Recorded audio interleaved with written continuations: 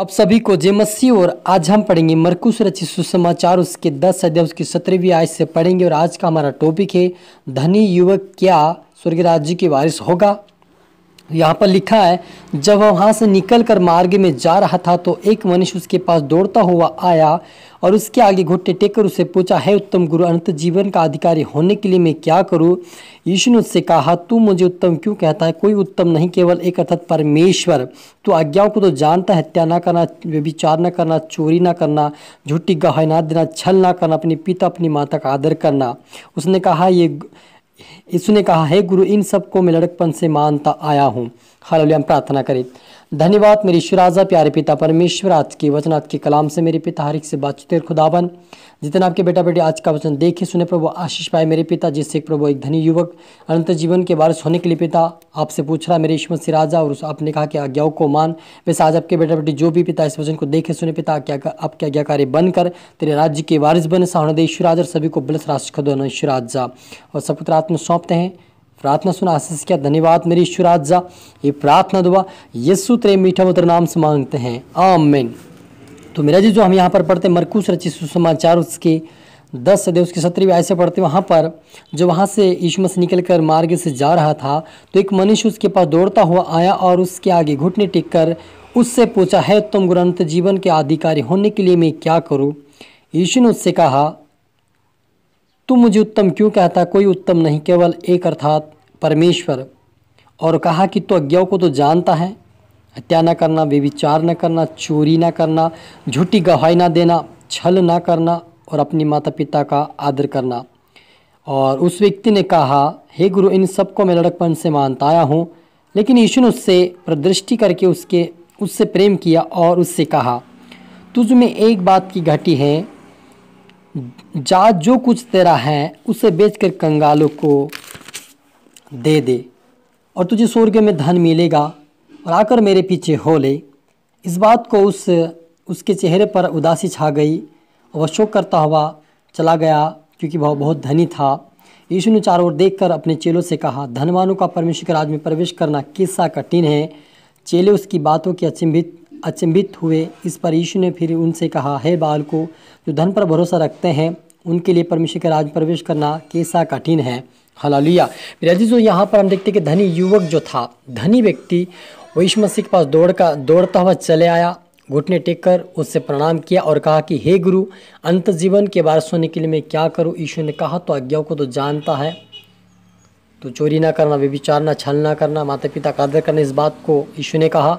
लेकिन वह कहता कि मैं इस आज्ञाओं को लड़कपन से मानता आया हूँ। लेकिन यीशु ने कहा, तुझ में एक घटी है, जा तेरे घर चला जा और जितना तेरी धन संपत्ति उसको बांट कर कंगालों को बांट दे। लेकिन वो धनी व्यक्ति था और उसका विश्वास धन के ऊपर था, इसलिए वो उदास ही उसके मुँह पे छा गए और उदास होकर घर चला गया। इसलिए यीशु ने कहा कि धनी व्यक्ति का स्वर्ग राज्य में प्रवेश करना कैसा कठिन है, क्योंकि धनी व्यक्ति स्वर्ग राज्य में प्रवेश नहीं कर सकता, क्योंकि वे धन के ऊपर विश्वास करता है। मेरे अजीजों, प्रभु यीशु मसीह ये नहीं कहता कि आप धन संपत्ति ना कमाए, लेकिन वो यह कहता है कि धन संपत्ति के ऊपर जो विश्वास करता है कि ये मेरा सब कुछ है और इसके बगैर मेरा जीवन अधूरा है, आप सोचते हैं, तो उस व्यक्ति को कहता है कि वो अनंत जीवन के वारिस नहीं हो सकता, क्योंकि वह धन के ऊपर विश्वास करता है।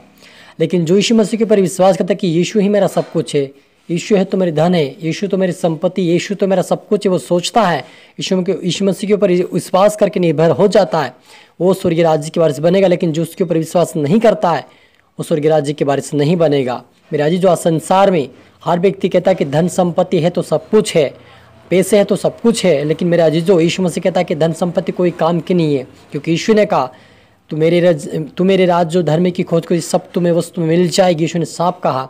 इसलिए यहाँ पर मुझे यीशु मसीह के धर्म राज्य की खोज करना है, उसके मार्ग पर चलना है, उसके वचनों का पालन करता है कि उसके राज्य के हम वारिस बन सके।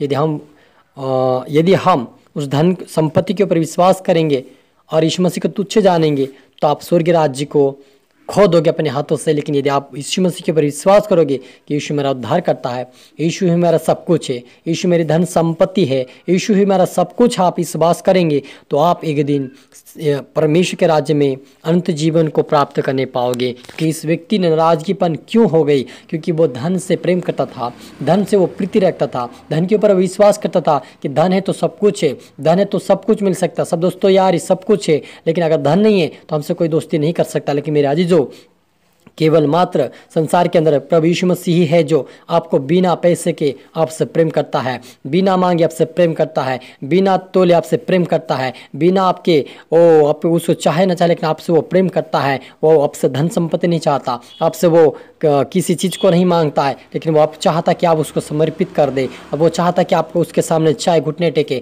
पश्चाताप अंगीकार करे, ताकि प्रभु यीशु मसीह के राज्य की वारिस बने। जो कोई प्रभु यीशु मसीह को उद्धारकर्ता मानेगा और अपने पापों से पश्चाताप करेगा, अंगीकार करेगा, तो यीशु मसीह उसको अपने राज्य की वारिस बनाएगा और अपने स्वर्गीय सिंहासन में अपने साथ वो अपने स्वर्गीय सिंहासन में वो अपने साथ वो रखेगा हमें। क्योंकि यीशु ने साफ कहा कि मैं अपने पिता के पास जा रहा हूँ तुम्हारे जगह तैयार करने के लिए, और मैं तुम्हें वापस लेने के लिए फिर से आऊँगा। तो मेरे जितने लोग प्रभु यीशु मसीह के ऊपर विश्वास करेंगे, भरोसा करेंगे, वो उसके राज्य के वारिस बनेंगे। लेकिन जो लोग आज भी धन संपत्ति के ऊपर विश्वास करते हैं, दोस्त यारी के ऊपर विश्वास करते, दोस्त यारी को अपने परमेश्वर से ज़्यादा महत्व देते हैं, यीशु मसीह की चर्चा छोड़कर बस संसार की बातों महत्व देते हैं, ऐसे लोगों का भी स्वर्ग राज्य प्रवेश नहीं कर सकते मेरे जीजो। क्योंकि यीशु ने साफ कहा, जो मेरे धर्म राज्य की खोज करता है वो मेरा बेटा बेटी है, वो मेरा पुत्र है, वो मेरी पुत्रियां है। इसलिए आप और मुझे यीशु मसीह धर्म के राज्य खोज करना है, ताकि हम उसके राज्य की वारिस बन सके। क्योंकि यीशु ने ऐसा ही मात्र प्रभु है जो हमसे प्रेम करता है, अनोखा प्रेम करता है मेरे जीजो। हमारा परमेश्वर आपसे और मुझसे प्रेम करता है, और इतना प्रेम किया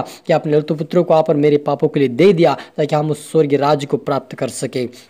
इसलिए यहाँ पर मुझे प्रभु यीशु मसीह को पाकर भी हमें उसे फिर से संसार में नहीं जाना, फिर से उसे नहीं छोड़ना है। यदि आप पा लिया है तो उसके पीछे चले, वचनों का पालन करें, आज्ञाकारिता में चले, ताकि हम उसके राज्य की वारिस बन सके। हालेलुया। इस धनी व्यक्ति ने सिर्फ धन को चाहा, यीशु मसीह को छोड़ कर चला गया, आज्ञा को माना, लेकिन वो धन के ऊपर विश्वास किया, इसलिए वो स्वर्गीय राज्य की वारिस नहीं बन पाया। यदि आप भी यीशु मसीह के ऊपर विश्वास करेंगे, उसके वचनों का पालन करते, एक दिन हम सब लोग उसके राज्य के वारिस बनेंगे। और आए हम प्रार्थना करी, रूह नरबा समदुना रीखा दनबा, पिता पुत्र पवित्र आत्मा धन्यवाद ईश्वराजा, आप बड़े में घटो मेरे पिता, दिन भर संभाला प्रभु, रात्रि भर संभाल खुदा ईश्वराजा। इसमें पिता आपके बेटा बेटी से बातें किया प्रभु, आज का वचन हर एक जीवन में 100 गुना फल है प्रभु जी, आशीषित होने पाए। कोई भी जो पिता परमेश्वर आपके प्रेम से वंचित ना रहे, आपके प्रेम में बढ़ने पाए, आपके वचनों में बढ़ने पाए, आपके राज्य के वारिस बने सोहन दे ईश्वराजा। सभी तरह आत्मा सौंपते मेरे पिता, सभी प्रभु तेरे विषय पर आपके ऊपर विश्वास करते हुए आपके राज्य के वारिस बने ईश्वराजा। सभी तरह आत्मा सौंपते हैं,